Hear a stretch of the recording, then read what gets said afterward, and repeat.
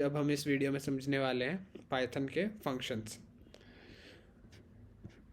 Function क्या होता है? Function is a block of program statements which can be used respectively in a program. तो हम क्या करते हैं, एक प्रोग्राम के अंदर एक ब्लॉक ऑफ प्रोग्राम बनाते हैं, एक ऐसा एक डिफरेंट फंक्शन क्या करता है बेसिकली, एक तुम्हारे स्टेटमेंट्स तुम लिखते हो, सिंटेक्स सारा लिखते हो पाइथन के अंदर, तो वो सारा एक तरह से चल रहा होता है। लेकिन फंक्शन में क्या होगा कि तुम एक डिफरेंट एक ब्लॉक बना दोगे और उसे तुम क्या करना है उसे तुम असाइन कर दोगे। तो जब भी तुम उस फंक्शन को कहीं पे कॉल करते हो तो वो उस पर्टिकुलर फंक्शन उस काम को फंक्शन को करेगा वहाँ पे। ठीक है। For example we have different buttons on remote control, each one of which have different functionality. In the same way function is used। तो जैसा मैं तुम्हें समझाया, डिफरेंट तुम्हारा एक हर एक डिफरेंट फंक्शन को हम डिफरेंट फंक्शनैलिटी असाइन कर देते हैं। ठीक है। तो जब तुम उसे कॉल करोगे तब वो काम होगा। ठीक है। अब program can be divided to, अब तुम एक प्रोग्राम को डिफरेंट सब यूनिट्स के अंदर उस प्रोग्राम को वो कर सकते हो, डिवाइड कर सकते हो। जैसे तुम्हें मान लो कोई प्रोग्राम करना है तो तुम उसके लिए डिफरेंट फंक्शंस बना दोगे कि ठीक है इस फंक्शन को ये फंक्शन करेगा, दूसरा कोई फंक्शनैलिटी है उसको एक दूसरा फंक्शन कर रहा है। इस तरह से तुम n नंबर ऑफ फंक्शंस बना सकते हो। आगे है तुम्हारे पास कुछ, मान लो अगर तुम्हें एक एग्जांपल, तुम्हें एक कैलकुलेटर ऐप बनाना है, कैलकुलेटर का प्रोग्राम बनाना है, तो इसके अंदर डिफरेंट फंक्शनैलिटीज़ होंगी जैसे एडिशन, सब्सट्रैक्शन, मल्टीप्लिकेशन। तो तुम इस फंक्शनैलिटी को कैसे करोगे? तुम फंक्शन क्रिएट कर दोगे, एडिशन के लिए एक फंक्शन बना दोगे, सब्सट्रैक्शन, मल्टीप्लिकेशन और ये यहाँ पे गलत हो रखा है, ये डिवीजन होना था। तो इस तरह से तुम्हें डिफरेंट जो भी काम फंक्शनैलिटी चाहिए उसके लिए तुम एक डिफरेंट फंक्शन बना लोगे, ताकि जब जब तुम्हें एडिशन करना है तुम उस फंक्शन को कॉल करोगे और एडिशन का तुम फंक्शनैलिटी यूज़ कर पाओगे। उसी तरह बाकियों के साथ भी। फिर आता है फंक्शंस आर ऑफ 3 टाइप्स। तो कितने तरह के हमारे पास फंक्शंस हैं? Built in function, built in function हो गए जिन्हें जो तुम्हारे पाइथन के अंदर बाय डिफ़ॉल्ट जो है अंदर उसमें है। तो इन फंक्शंस को तुम्हें इंपोर्ट नहीं करना पड़ता। कौन से? जैसे तुम प्रिंट यूज़ करते हो, इनपुट यूज़ करते हो, इन चीज़ों को तुम्हें इंपोर्ट नहीं करना पड़ता क्योंकि ये बिल्ट इन फंक्शंस हैं। फिर आता है तुम्हारे पास functions defined in modules. Function defined in module क्या हो गया? Function which are already defined in the language library. Example all the string function, date time function etcetera. ठीक है। तो और इसके बाद कौन से आ गया? User defined function. ये वो यूज़र डिफाइंड फंक्शन वो हो गए जो तुम खुद फंक्शंस क्रिएट कर रहे हो। और फंक्शंस डिफाइंड इन मॉड्यूल का मतलब क्या हो गया? किसी मॉड्यूल के अंदर जो फंक्शंस होते हैं, जैसे तुमने अभी रैंडम यूज़ किया था, मैथ लाइब्रेरी देखी, रैंडम और डेट टाइम फंक्शन एक होता है, स्ट्रिंग के जो तुम फंक्शंस देख रहे थे, तो ये सब, ये जितने भी हैं ये सब फंक्शन मॉड्यूल के अंदर होते हैं। तो तुम्हें वो इंपोर्ट करना पड़ रहा था। आगे हमारे पास है advantages of user defined function. अब यूज़र डिफाइंड फंक्शन के कुछ एडवांटेजेस होते हैं। क्या होते हैं भाई? User defined function help to decompose a large program into small segments. जैसा मैं तुम्हें बताया कि तुम्हारे बड़े प्रोग्राम को स्मॉल सेगमेंट्स में डिवाइड कर देता है और तुम्हारा काम बेसिकली आसान कर देता है। Easy to understand, maintain and debug. Debug का मतलब क्या हो गया? जब प्रोग्राम हम लिख लेते हैं पूरा और जब उसको हमें उसमें कोई प्रॉब्लम आता है, जब हम उसे चेक करते हैं, तो उस प्रोसेस में, डीबगिंग के प्रोसेस में तुम्हें ये फंक्शन अपने खुद के फंक्शन बना के ईजी हो जाता है वो काम।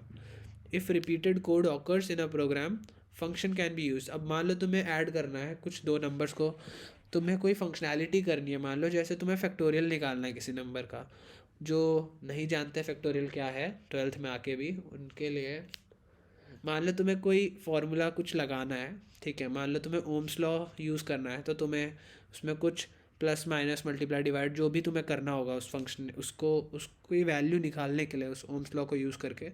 तो बहुत सारी चीज़ें हो गई।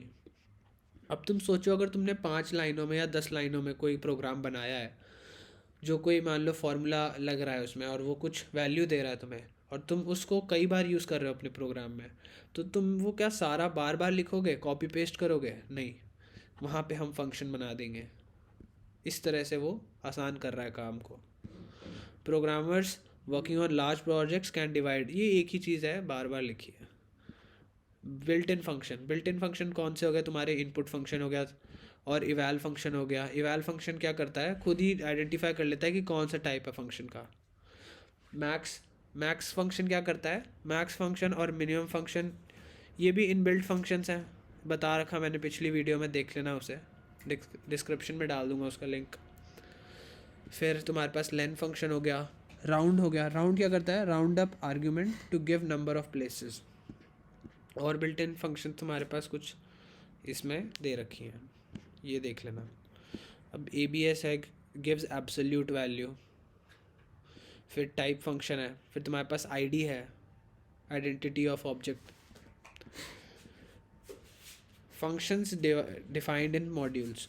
तो अब तुम्हारे को मैंने बताया, एक तो बिल्ट इन हो गए, बिल्ट इन ये सब होते हैं पहले से, तुम्हें इसे इंपोर्ट नहीं करना पड़ता। एक फंक्शन डिफाइंड इन मॉड्यूल्स होता है, इसके लिए तुम क्या करते हो, जैसे तुमने इंपोर्ट कर लिया मैथ फंक्शन को, तो उसके बाद ये फंक्शंस तुम यूज़ करते हो, जैसे ये CAIL, सील, कैपिटलाइज हो गया, count, find, factorial, floor, is alnum, is alpha, log2। इन चीज़ों को तुम ये पढ़ लो। जैसे लिखा है it returns the base two logarithm of n, तो मतलब बेसिकली ये सब अलग अलग फंक्शनैलिटी है हर फंक्शन की, जो तुम्हें मैं डीप में अभी नहीं बता रहा हूँ, बट ये समझ लो कि ये चीज़ क्या है। एग्ज़ाम में डीप में इस बार पूछेंगे नहीं, MCQ एग्ज़ाम होना है तुम्हारा। आगे है फंक्शन डिफाइंड मॉड्यूल में और भी है, power, square root, sine, title, is digit, is numeric, is space. ठीक है, इसके बारे में तुम खुद पढ़ना सबको एक एक करके, ये तुम्हारे पास वीडियो पॉज करना और पढ़ना इसे अच्छे से। फंक्शंस डिफाइंड इन मॉड्यूल्स, ठीक है, तो इसमें भी वही है, is title, is upper lower, is split, e, pi, tan, cos. User defined functions में क्या है होता है, अब we can define our own function, जैसा मैं तुम्हें बताया। अब तुम खुद का फंक्शन तो डिफाइन कर लोगे, लेकिन फिर तुम्हारे पास उसमें भी दो तरह से तुम डिफाइन, अब उसमें भी दो चीज़ें आती हैं, defining a function and calling a function. Define कैसे करोगे तुम, डिफाइन करोगे तुम डेफ फंक्शन का नाम और फिर फंक्शन की बॉडी, और फंक्शन के नेम के साथ में तुम आर्ग्यूमेंट्स दे दोगे। ठीक है, आगे समझ आएगी आर्ग्यूमेंट्स क्या होता है। ठीक है, तो जैसे मान लो कोई ऐसा फंक्शन है जिसमें कोई भी आर्ग्यूमेंट नहीं है, सिर्फ डेफ ग्रीट, और प्रिंट करेगा ये हेलो वेलकम टू पाइथन। इसका मतलब देखो क्या हुआ, तुमने एक फंक्शन बनाया है डेफ ग्रीट, तुम नाम कुछ भी डाल सकते हो। डेफ ग्रीट तुमने एक फंक्शन क्रिएट किया जिसका तुम्हें काम क्या है, वो करेगा हेलो वर्ल्ड, वो हेलो वर्ल्ड प्रिंट करता है। ठीक है, तो एक फंक्शन क्रिएट हो गया जो जिसका काम क्या है, प्रिंट करना हेलो वर्ल्ड। तो अब जब मैं इस ग्रीट फंक्शन, ये हो गया हमारा फंक्शन को डिफाइन करना। अब होता है इस फंक्शन को कॉल करना। अभी अगर देखो मैं इसे रन करता हूँ इस कोड को, तो देखो कुछ नहीं आएगा, कुछ भी नहीं हुआ। ठीक है, क्यों नहीं हुआ, क्योंकि हमने सिर्फ डिफाइन किया, कॉल नहीं किया। अगर मैं इसे अभी कॉल करता हूँ, ग्रीट फंक्शन मैंने कॉल किया, तो अब ये हेलो वर्ल्ड प्रिंट करेगा। ठीक है, तो मान लो मैंने एक यहाँ पे यूज़ किया, कहीं मान लो मैं फ्यूचर में कभी कोड लिख रहा हूँ कुछ। ठीक है, तो मैं जब फ्यूचर में कुछ अगर कोड लिख रहा हूँ, ठीक है, मान लो मैं कुछ कोड लिखता जा रहा हूँ फ्यूचर में, जैसे मैं तुम्हें एग्जांपल का बताया, मान लो यार मैंने कुछ कोड लिखा, फिर काफ़ी वक्त बाद मुझे लगा कि यार मेरे को ग्रीट फंक्शन फिर से चाहिए यहाँ पे, मैं फिर से ग्रीट फंक्शन वहाँ यूज़ करूँगा। तो क्या हुआ देखो, पहली बार जब ग्रीट फंक्शन आया था तो हेलो वर्ल्ड आया, फिर से जब मुझे चाहिए था मैंने ग्रीट फंक्शन फिर से यूज़ कर लिया, हेलो वर्ल्ड आ गया। तो ये तो चलो बहुत छोटी चीज़ होगी। मान लो मेरे को और बहुत बड़े बड़े काम होते हैं, मान लो सिर्फ प्रिंट हेलो वर्ल्ड ही था, इसके बाद और भी चीज़ें थी, प्रिंट हेलो वर्ल्ड हो गया, फिर मान लो मैं और प्रिंट करना चाहता हूँ हाउ आर यू हो गया, और क्या मान लो मैं और भी कुछ कर रहा हूँ, जैसे मान लो मैं प्रिंट करना चाहता हूँ, ये तो मैं चलो तुम्हें सिर्फ एक इजी हो इसलिए तो मैं प्रिंट ही बार बार यूज़ कर रहा हूँ। ऐसे समझो कि मैं कोई बड़ा ऑपरेशन कर रहा हूँ, कुछ प्लस माइनस कर रहा हूँ या कुछ और भी ज़्यादा काम कर रहा हूँ, तो उन सब में फंक्शन यूज़ होता है। ठीक है, तो अभी मान लो इतने को ही हम समझते हैं। अभी भी जैसे मैं इसे रन करता हूँ दूसरी बार, फिर से रन करता हूँ, देखो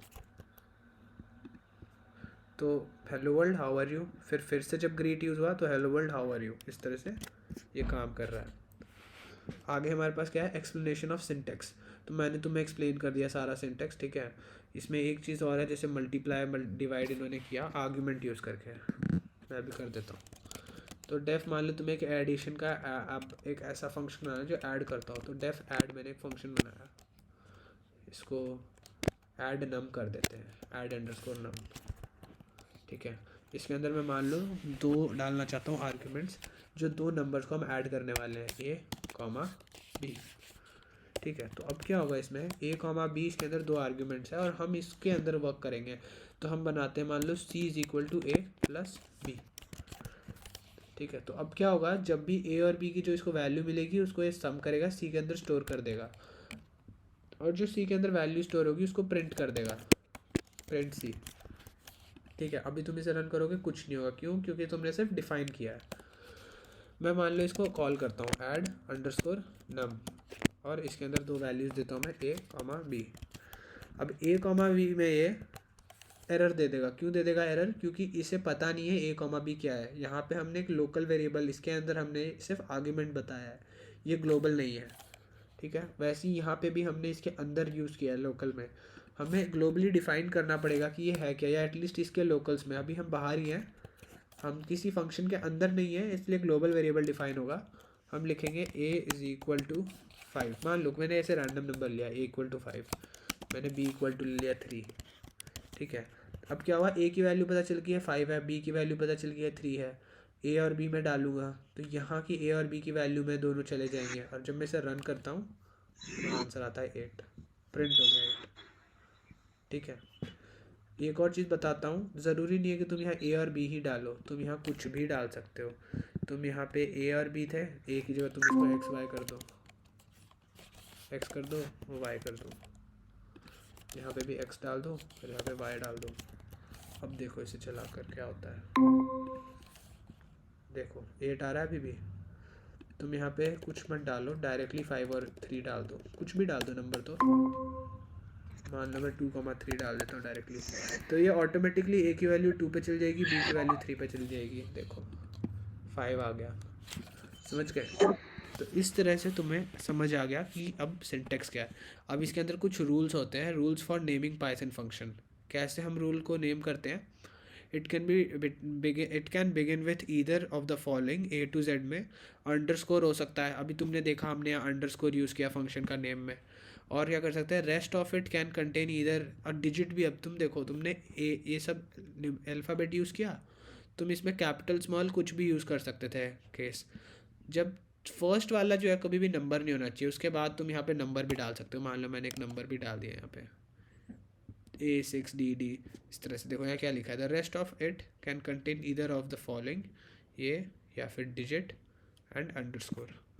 ठीक है, तो यहाँ मैंने 6 किया है, तो यहाँ पे नेम को भी 6, यहाँ पे ए के बाद 6 डालना पड़ेगा, नाम है। ठीक है, अभी भी मैं इसे रन करूँगा तो वर्क सेम करेगा 5। ठीक है, लेकिन मान लो अगर मैं ऐसा करता कि ये 6 यहाँ ना डाल के सबसे पहले 6 डाल देता, ठीक है, और वैसे ही यहाँ पे भी 6 सबसे पहले 6 डाल देता, या कुछ भी कोई भी एक नंबर डाल देता। देखो रेड से आ रहा है, उसमें एरर दिखाएगा, वो देखो एरर आ गया, सिंटेक्स एरर, इनवैलिड सिंटेक्स। ठीक है, तो ये है इसका मतलब। आगे हमारे पास क्या है, a reversed keyword may not be chosen as an identifier. अब मेरे पास प्रिंट फंक्शन होता था, अब मान लो मैं इसके अंदर प्रिंट फंक्शन यूज़ कर लूँ। यहाँ पे प्रिंट फंक्शन का काम पहले से कुछ ऑलरेडी असाइंड है, और मैं यहाँ प्रिंट फंक्शन यूज़ कर लूँगा। यहाँ क्या लिखा है, कीवर्ड नहीं यूज़ होना चाहिए। तो कीवर्ड कौन से होते हैं हमारे, देखो एक तो ये प्रिंट फंक्शन कुछ और काम करता था, हमने यहाँ प्रिंट को कुछ और काम में यूज़ कर लिया, सिंटेक्स एरर। ठीक है, ये गलत है।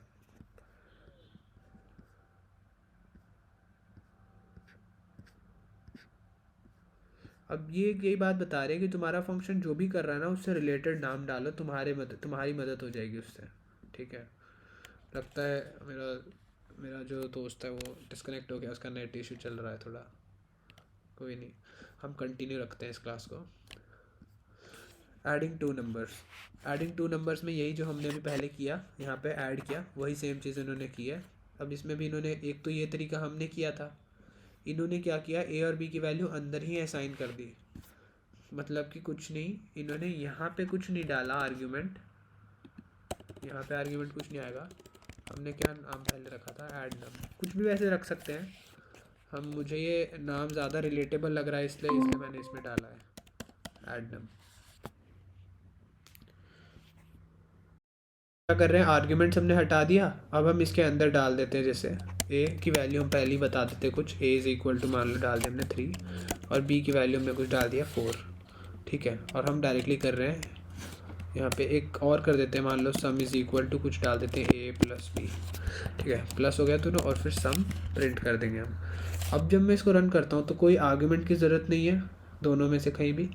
मैं इसको डायरेक्टली जब रन करता हूँ तो क्या होता है, देखो 7 आ गया, 3 + 4 7, ठीक है। तो इसका क्या मतलब हुआ कि हमने अंदर ही वैल्यूज़ बता दी, वो प्लस हो गया, एक फंक्शन अंदर हो गया और हमें डायरेक्टली वैल्यू मिल गई उसकी, ठीक है।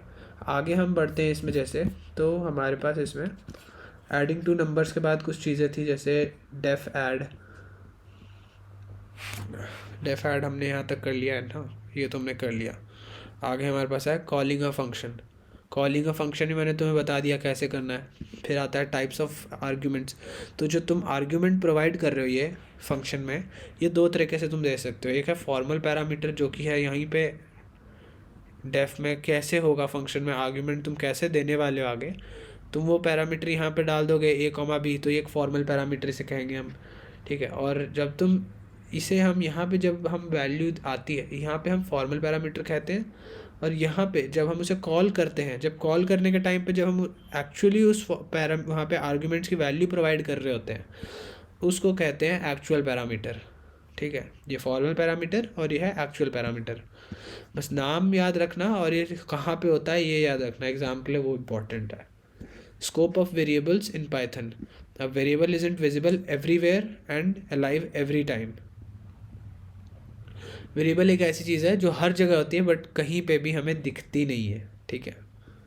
ये तो तुम जानते ही हो, हमने जैसे काम कर रहे हैं हम ए बी की वैल्यू हम कहीं पे एक जगह बता देते हैं, फिर हम पूरे कोड में हर जगह उसको यूज़ कर रहे होते हैं बट हम उसे देख नहीं पा रहे होते क्या है। अब इसमें ज़्यादा घुसने की ज़रूरत नहीं है, बस समझ जाओ कि ऐसा है, ठीक है। और variable scope tell us where in the program it is visible. A variable may be local or global scope. तो देखो इसका क्या मतलब है यहाँ पे, a variable that's declared inside a function has a local scope. In other words, it is local to that function. अब तुम किसी फंक्शन के अंदर जैसे बता रहे हो, जैसे मैंने यहाँ a जो है इस फंक्शन के अंदर बताया हूँ, तो ये क्या हो गया, एक लोकल स्कोप हो गया, इसे हम लोकल स्कोप बोलेंगे, ठीक है। Variable that's declared inside a function has a local scope. और आगे ग्लोबल स्कोप क्या होता है, when you declare a variable outside the function. कैसे भाई, जैसे तुम्हें मैंने पहले बताया था a, b, अभी तो चलो अंदर है, पहले हमारे पास ये किस तरह से था, ये पहले बाहर हुआ करता था a, b, तो पहले बाहर था। मान लो मैं डालता हूँ ना, a की वैल्यू में डाल रहा हूँ कुछ भी, जैसे मान लो a इज़ इक्वल टू कुछ डालता हूँ मैं 5, b इज़ इक्वल टू मैं डालता हूँ 4, ठीक है। और मैं यहाँ पे a, b प्रोवाइड कर रहा हूँ। ये a और b जो है फंक्शन के बाहर है, तो ये ग्लोबल वेरिएबल हो गए। बस इतना ही समझना ज़रूरी है फ़िलहाल, ठीक है। आगे बढ़ते हैं इसमें। तो हमने ग्लोबल स्कोप समझ लिया, अब आता है immutable and mutable. Immutable mutable में तुम्हें पहले ही बता चुका था पिछली वीडियो में। इम्यूटेबल क्या करता है भाई, इम्यूटेबल हो गया जिसकी वैल्यूज़ तुम चेंज नहीं कर सकते, और म्यूटेबल हो गया जिसकी तुम वैल्यू चेंज कर सकते हो। तो तुम्हारा इम्यूटेबल ऑब्जेक्ट्स कौन से हैं, int, float, tuple, bull, str, ये सब इम्यूटेबल हैं, और ये सब जो है तुम्हारे इम्यूटेबल ऑब्जेक्ट्स हैं। Example of immutable are list, directory, set. ये लगता है यहाँ पे गलत लिखा है, क्योंकि लिस्ट जो है वो म्यूटेबल होता है, डिक्शनरी भी जो है वो म्यूटेबल होता है, और टपल जो है इम्यूटेबल होता है। Passing immutable data types. अब हम कुछ यहाँ पे इम्यूटेबल डेटा टाइप्स को पास कर रहे हैं, कैसे कर रहे हैं, जैसे हमने यहाँ लिखा def change a is equal to a+10। तो क्या हो रहा है, हमने यहाँ पे q की वैल्यू एक 10 ली, अब यहाँ पे तो हमने डिफाइन कर दिया, अब हम इस फंक्शन को यूज़ कर रहे हैं। एक हमने q की वैल्यू को 10 दिया और चेंज के अंदर q डाला, 10 डाला वैल्यू, तो a की वैल्यू 10 हो गई, ठीक है। तो चेंज के अंदर 10 तो हो गया, बट और फिर हमने प्रिंट करा q, तो प्रिंट के अंदर भी ये 10 आ गया, तो अल्टीमेटली आउटपुट सिर्फ 10 आएगा। जो ये चेंज है उसके अंदर तो हमने कुछ प्रिंट नहीं किया, कुछ रिटर्न नहीं किया, फंक्शन चला बट उसने कुछ भी ऐसा नहीं चेंज नहीं किया, कुछ भी इससे रिटर्न नहीं हुआ, कुछ नहीं हुआ, हमें एक्सटर्नली कुछ नहीं दिख रहा, आउटपुट खाली प्रिंट का आएगा। तो प्रिंट आउटपुट इक्वल टू 10। ठीक है, और यहाँ हमारा इम्यूटेबल से क्या मतलब है, यहाँ पे ये है कि इम्यूटेबल इसीलिए ये बता रहे हैं हमें इम्यूटेबल डेटा टाइप, क्योंकि तुम देखो ए की वैल्यू a=a+10 हो चुकी थी, जब q की वैल्यू 10 हुई तो चेंज q में हमने यहाँ पे 10 डाला, और इस फंक्शन के अंदर वैल्यू a की कितनी हो चुकी थी, a की वैल्यू हो चुकी थी 20। ठीक है, बट जो वैल्यू ऑफ q है वो अभी भी सेम है, वैल्यू अभी भी 10 ही प्रिंट हुई है प्रिंट करने पे, यही बताना चाह रहे हैं इम्यूटेबल से। और पासिंग स्ट्रिंग टू फंक्शन, अभी एक स्ट्रिंग पास करने की कोशिश कर रहे हैं यहाँ पे, डेफ काउंट में एक स्ट्रिंग डाला इन्होंने, कंप्यूटर काउंट इक्वल टू 0, और फिर एक फंक्शन रन हो रहा है। इसमें बेसिकली यही बताने की कोशिश कर रहे हैं तुम्हें कि जो वैल्यू है वो इम्यूटेबल है, ये जो डेटा टाइप है ये इम्यूटेबल है। ठीक है पीयूष, इसे डीप में समझाना है या इसे स्किप करें अभी? ऊपर ऊपर से समझा दे बस। ठीक है, तो देखो तुमने इसमें काउंट की वैल्यू 0 कर दी, for c H in s T r तुमने एक फॉर लूप स्टार्ट किया जिसमें एस टी आर यही है, ये जो तुमने यहाँ पे आर्ग्यूमेंट दिया। तो अब क्या होगा, सी एच हर बार एस टी आर से एक वैल्यू उठाएगा। अब तुम देख रहे हो if C H in A E I O U या फिर capital A E I O you, ये क्या है, ये एक वावेल है, वावेल को चेक करने की कोशिश हो रही है यहाँ पे। तो फिर काउंट प्लस इक्वल टू 1 करते हैं जब भी ये एक वावेल निकलता है, फिर रिटर्न कर देते हैं काउंट। तो बेसिकली हो क्या रहा है, ये देख रहे हैं कितने बार इसमें आया। आप कंप्यूटर में एक बार ओ आता है, एक बार यू आता है, एक बार ई आता है, तो ये सब वॉवेल्स हैं। तो रिटर्न करने पे क्या रिटर्न होगा, 3 रिटर्न होगा। प्रिंट किया इन्होंने काउंट ब्रैकेट में एस टी आर, तो आउटपुट आया 3। ठीक है,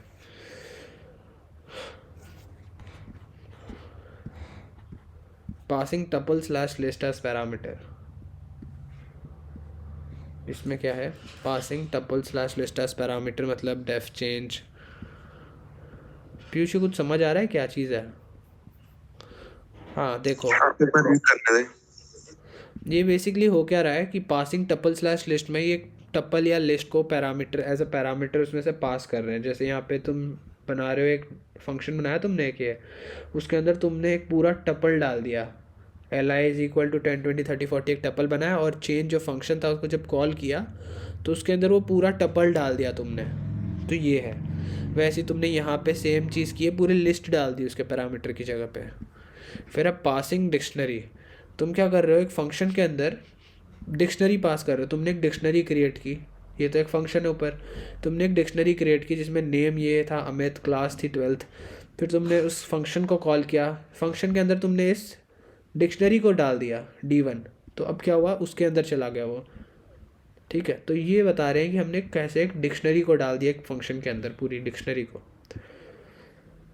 ये क्या है, note the changes reflect back after calling function as for mutable data types by default call by reference method, the change does not reflect back after calling function as for immutable data types.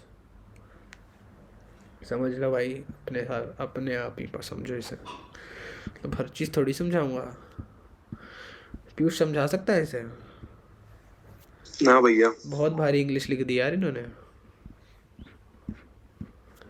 चलो, value returning functions. Value returning function का मतलब है single value returning function. ये तुमने एक function बनाया है जिसकी एक सिंगल वैल्यू रिटर्न हो रही है। ठीक है, मल्टीपल वैल्यू रिटर्निंग में तुमने बहुत सारा काम कराया और बहुत सारी वैल्यूज़ रिटर्न करा दी। एक चीज़ याद रखना, जब भी तुम मल्टीपल वैल्यूज़ रिटर्न कराओगे वो टपल फॉर्म में होगा। पेपर में यही इंपॉर्टेंट है ज़्यादा। टाइप ऑफ आर्ग्यूमेंट क्या हो गया, अब कितने तरह के आर्ग्यूमेंट होते हैं। आर्ग्यूमेंट में बताया था मैंने, फंक्शन के अंदर ये जो होते हैं ए बी वाली जगह, ये होते हैं आर्ग्यूमेंट्स तुम्हारे। तो पोजिशनल आर्ग्यूमेंट हो गया, डिफ़ॉल्ट आर्ग्यूमेंट हो गया, कीवर्ड आर्ग्यूमेंट है, और वेरिएबल लेंथ आर्ग्यूमेंट है। पोजिशनल आर्ग्यूमेंट क्या हो गया भाई, जिसमें तुमने जब कॉल किया, जब तुमने उस पर्टिकुलर आर्ग्यूमेंट, जब फंक्शन को कॉल किया तुमने अब वहाँ पे ही बता दिया कि ए की जगह पे 10 है, बी की जगह पे 11 है, सी की जगह पे 10.5 है। तो ये पोजीशन थी सबकी, पहली जगह ए की थी, ए की जगह 10 हो गया, बी की जगह 11 हो गया। ठीक है, तो ये हो गया पोजीशनल।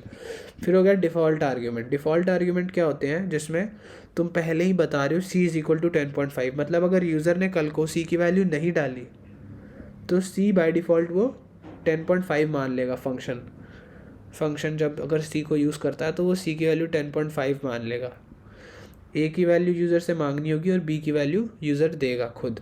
अगर नहीं देगा, सिर्फ ए की वैल्यू देगा, तो बी तो नहीं पता उसे, तो वहाँ पे वो एरर दिखा देगा।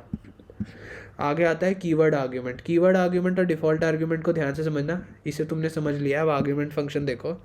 आर्ग्यूमेंट फंक्शन कीवर्ड फंक्शन में क्या होता है, ये कौन सा था, डिफ़ॉल्ट आर्ग्यूमेंट था, ये है कीवर्ड आर्ग्यूमेंट। कीवर्ड आर्ग्यूमेंट में क्या समझना है तुम्हें, कि तुमने ए की वैल्यू नहीं बताई, बी की वैल्यू तुमने डिफ़ॉल्ट बता रखी है 1 और सी की वैल्यू बता रखी है तुमने 5। तुम क्या करते हो, जब कॉल करते हो फंक्शन को, तो तुम वहीं पे डायरेक्टली कीवर्ड एक उस वेरिएबल को वहाँ पे वैल्यू दे देते हो। जैसे c इज़ इक्वल टू 20 और a इज़ इक्वल टू 2। तुमने यहाँ पे अलग से ही बता दिया कि c की वैल्यू 20 करनी है मुझे और a की वैल्यू 20 करनी है, जबकि देखो a पहले है, तुम a को बाद में बता रहे हो।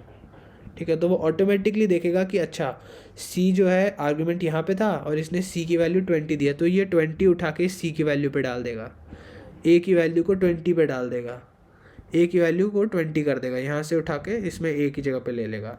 और b की वैल्यू डिफ़ॉल्ट 1 सेट है, तो वो 1 कर देगा b को। ये है कीवर्ड आर्गुमेंट। एक बार इसे देखो, तुम्हें खुद भी समझ आएगा इसे, ये ज़्यादा कोई मुश्किल चीज़ें नहीं है। बाकी वेरिएबल लेंथ आर्ग्यूमेंट होता है। वेरिएबल लेंथ आर्ग्यूमेंट मतलब तुम्हें खुद ही नहीं पता कि इसके अंदर कितने आर्ग्यूमेंट जाएंगे, तुम्हें पता है बहुत ज़्यादा जा सकते हैं, तुम क्या करते हो, स्टार एन यूज़ कर लेते हो, तो उससे क्या होता है, तुम कितने भी आर्ग्यूमेंट्स पास कर सकते हो उसके अंदर। ठीक है, फिर अब बता रहे हैं व्हाट इज़ मॉड्यूल। मॉड्यूल क्या होता है, act of partitioning of programme into individual component is called modularity. अब सोचो कि तुमने जब मैथ्स मॉड्यूल यूज़ किया या रैंडम फंक्शन यूज़ किया, अगर मैं उस टाइम पे रैंडम का पूरा फंक्शन जो हम उसके यूज़ कर रहे थे, तुमने उसकी एक सेपरेट फाइल बनाई और उस फाइल के अंदर तुमने सारे फंक्शंस बना दिए, जैसे स्क्वायर रूट फंक्शन था और साइन फंक्शन था और कौन से थे, पावर फंक्शन था। तो तुम्हारे जितने भी मैथ्स रिलेटेड फंक्शन थे, तुमने एक फ़ाइल बनाई पाइथन की और उसके अंदर तुमने अपने सारे फंक्शंस बता दिए, और उस फाइल का जो भी नाम होगा ना, उसको अब हम मॉड्यूल कहेंगे। और मॉड्यूल का काम क्या है, क्यों ये करते हैं, हम मॉड्यूल क्यों बनाते हैं, ताकि हमारा काम आसान हो जाए। हम ज़िंदगी में हर काम अपना काम आसान करने के लिए करते हैं। क्यों पीयूष, लगता है नहीं है पीयूष, सो गया लगता है, कोई नहीं, हम आगे बढ़ते हैं। अब module is a separate unit in itself. ठीक है, तो जैसे तुम क्या करोगे, अब तुम समझ गए हो कि मॉड्यूल क्या होता है। अब ये समझो कि स्ट्रक्चर ऑफ पाइथन मॉड्यूल क्या होता है। Python module is simply a normal Python की पाई फाइल। बताया ना मैंने, पाइथन की एक सेपरेट फाइल होती है, उसके अंदर तुमने सारे फंक्शंस बना दिए। पाइथन फाइल का जो भी नाम होगा वही उसका मॉड्यूल नेम हो गया, सिंपल है। अब क्या है, पाइथन मॉड्यूल में कंटेन फॉलोइंग ऑब्जेक्ट। क्या क्या हो सकता है उसमें, क्लास हो सकता है, ऑब्जेक्ट हो सकता है, स्टेटमेंट हो सकते हैं, फंक्शन हो सकता है। ठीक है, composition slash structure of Python module. अब क्या होता है, पाइथन मॉड्यूल में वेरिएबल, फंक्शन, क्लासेस होते हैं। ये कुछ अलग अलग चीज़ें हैं जो इसके अंदर होते हैं। तुम बस क्या करते हो, जहाँ भी काम पड़ता है उसको इंपोर्ट कर लेते हो उस फाइल को। इंपोर्टिंग पाइथन मॉड्यूल क्या करोगे, मॉड्यूल नेम जो भी है बस उसका नाम लिख दोगे। जैसे तुमने इंपोर्ट मैथ लिखा, इंपोर्ट होगी फाइल।